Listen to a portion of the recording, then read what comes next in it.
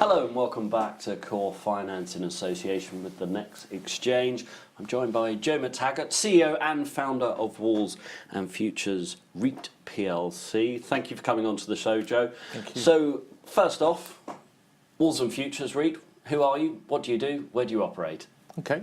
Well, Walls and Futures is a real estate investment trust. We're a property company that has a portfolio of property. And a real estate investment trust is a business that looks at generating healthy income for shareholders. Part of the benefits of a REIT is that we get tax breaks in the form of we don't pay corporation tax and we don't pay any income tax on the income that we generate from our property portfolio. But to get those, we have to pay out 90% of our income in the form of a dividend to our shareholders. Good stuff. And you mentioned obviously the tax breaks, and that probably leads on quite well to your investment focus being in social housing, and particularly on supported housing. Yep. Why have you moved into this area, and would you look at other areas of social housing? Well, we actually started off as a business investing in London in the private rented sector in our previous fund, the Walls and Futures London Growth Fund. And when we restructured the business, one of the things that our investors were looking for was income.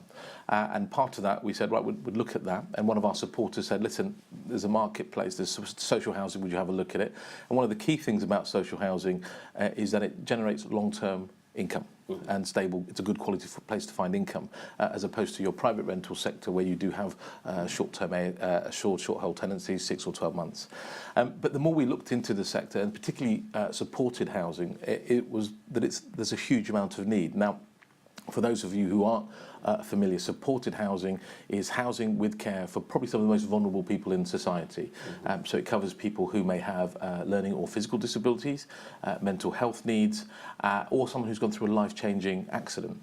And it's housing with care that enables them to live more independently. And currently, as it stands of today, there's a shortage of about 15,000 places. Over the next 2 years, it's estimated to grow to about 26,000. And believe it or not, by 2025, we're looking at a shortfall of about 45,000 places. So there's actually a lot that can be done. There's a lot of capacity that we need to address, and so from a social point of view, and the impact that we can make there, and it provides good long-term income. So it's a win-win, really. So there's certainly a lot of scope for growth in your area, and it's important that Walls and Futures are active. Yep. And there's definitely a need to be in this area. So to grow, you're going to have to make acquisitions, and yep. I believe recently you've made an acquisition. Absolutely. Our most recent acquisition is a Grade 2 freehold detached house in the market town of Stroud in the Cotswolds. Beautiful building, and working with a national charity, it's been redeveloped and an investment has been made to provide housing for 6 individuals. And we did that in 20 weeks, so it was a really quick delivery. And what we have is 3 self-contained apartments at the front of the building, which will enable 3 people to live independently, and a unit at the back, an apartment at the back for 3 people, which for people with slightly higher needs. So it has a track and hoist system and a specialist bathing systems, the bath rises and falls, to enable better care for the people who live there and make it easier for carers. And coming back actually very quickly to your last question, was that as far as social housing, supported is definitely an area that we'll be targeting and focusing in the short term, but social housing is actually quite a large market space, and we'll also be looking to provide something called extra care, which is housing with support for people over 55, and also general needs, which unfortunately right now it's targeting and building homes which will predominantly used by people who are homeless, so which is a huge problem throughout the country. So Joe, in the property investment business, there's a lot of kind of talk about democratising investment and allowing people to get in and invest. It seems like previously this has been the privilege of just wealthy buy-to-let property investors. So obviously, being a listed company, you're opening that up to other investors, and as such, democratising property investment. How does this? Well, if you make property in the sector, how is that seen as fair and just to investors. Can you just explain that? Well, when we talk about the kind of democratisation of property investment, is up until, well, a lot of people have been investing in buy-to-let property, but increasingly it's becoming more and more difficult. Changes from central government has meant that deposits, you need a larger deposit than you would have maybe 5 to 10 years ago. You'll soon no longer be able to claim back interest, offset that against your income. And recently changes to stamp duty, the extra 3%. And for many that now just pushes property investment, which historically has been a fantastic way to save for your later years. It is now out of reach.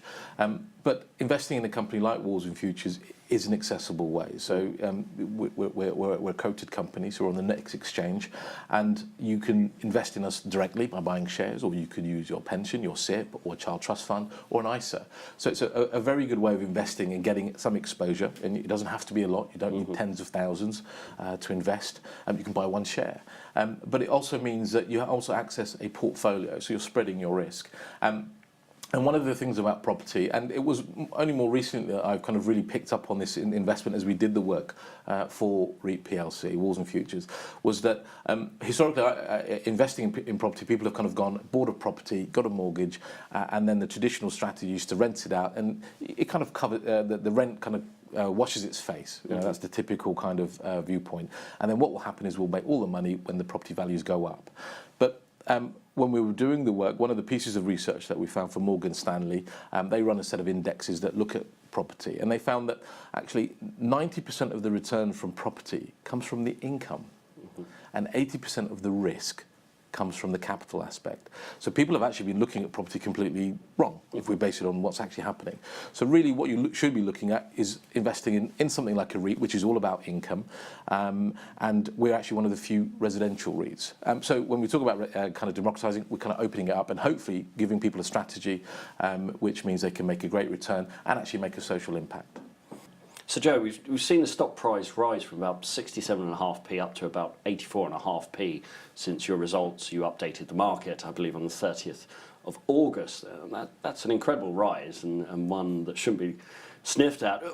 Would you like to give an explanation as to why you've seen that rise in the share price? Well, I believe we've seen that increase in our share price for the following reasons. Is that we joined the market roughly a year ago, November 2016, and I think as a new business, there's a lot to be said for we will be doing something, and this is our business plan. And I think over the last 12 months, the management team have executed. So we've made our first social housing investment, and in fact, that to a national charity, and that's been leased on a 25-year lease with the rents increasing with inflation, and subsequently, we've executed. We've gone on to join the social stock exchange. So we're making very positive moves in creating the platform that we need for future growth. And hopefully, what investors are seeing and what's being reflected in the price is belief in our plans, and we've shown that we can do it. And you mentioned the social stock exchange, and you are a member of the social stock exchange, I should say. Can you just give us a brief explanation of what that actually means, what the social stock exchange is, and more importantly, what it actually means for your company? Well, the social stock exchange is Europe's only regulated marketplace for companies who are looking to make a positive social impact. It possibly, the way I would kind of describe it is almost like the fair trade of investment. More and more now, ethical investment or people looking to make a positive social impact with their investment is becoming more prevalent. And it's a way for people to identify those companies that are looking to do that. We have to go through a process, a rigorous process, and produce a report, which is available on the Social Stock Exchange website and our website, so people can see actually what is this company about and how is it making an impact. And I think nowadays, again, it very much people now want to make a choice, and they're more they're just as well. They do wish to make a profit and they do wish to make a return from their investment, but if they can do so and make a positive social impact, I think that's what where people are kind of striving for, and it gives us more visibility to those investors. So let's look at plans for 2018. We've already touched on the last results.